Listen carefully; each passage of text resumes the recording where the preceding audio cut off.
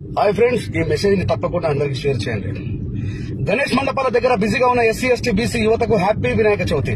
నిన్న మొన్నటి వరకు కృష్ణాష్టమిలో బిజీగా ఉన్నారు, మొన్నటి వరకు బోనంలో బిజీగా ఉన్నారు, దానికంటే ముందు సమ్మక్క సారక్క జాతరలో బిజీగా ఉన్నారు, వీటికంటే ముందు సంక్రాంతి శివరాత్రి పండుగలో బిజీగా ఉన్నారు, అవి అయిపోగానే హోలీ పండుగ ఉగాది పండుగలో బిజీగా ఉన్నారు, తర్వాత శ్రీరామనవమి వచ్చింది దాంట్లో బిజీగా ఉన్నారు, ఇప్పుడు వినాయక నవరాత్రుల్లో బిజీగా ఉంటున్నారు.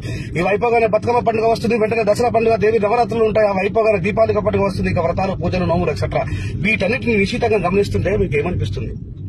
ఎస్సీ ఎస్సీ బీసీ మైనార్టీలను ఆర్థికంగా దెబ్బతీయడానికి, విద్యా వ్యవస్థను బస్టు పట్టించడానికి ఇది 100% బ్రాహ్మణులు చేసినటువంటి కుట్ర.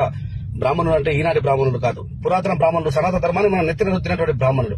వారి లక్ష్యం ఒకటే, మనం చదువుకోకూడదు, సంపాదించుకోకూడదు, కట్టుకథలు కల్పిత కాదులు మన జేబులు గుల్ల చేయడానికి, కష్టాచితాన్ని దోచుకోవడానికి, మన పిల్లల్ని చదువుకోకుండా గబ్బులు లేపడానికి కుట్రపూరితంగా చేయబడ్డ పండుగలు ఇవన్నీ. ఈ సంవత్సరం పొడవునా ప్రతి నెల పండుగ సెలవులు. ఇక మనం క్వాలిటీ ఎడ్యుకేషన్ ఎక్కడ దొరికింది, మనం ఉద్యోగాలు ఎక్కడ సంపాదిస్తాం? ఎస్సీ ఎస్టీ బీసీలు మాత్రం సాంస్కృతిక సనాతనం అంటూ బిజీగా ఉన్నారు.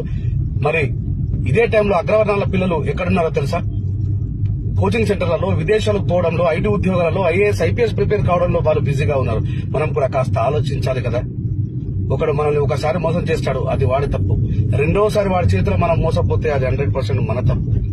ఇలా మతం పేరుతో మనల్ని ఇంకా ఆర్థికంగా దెబ్బతీస్తూ మరి వెనకకు నెట్టబడుతున్నామేమో ఒకసారి ఆలోచించండి.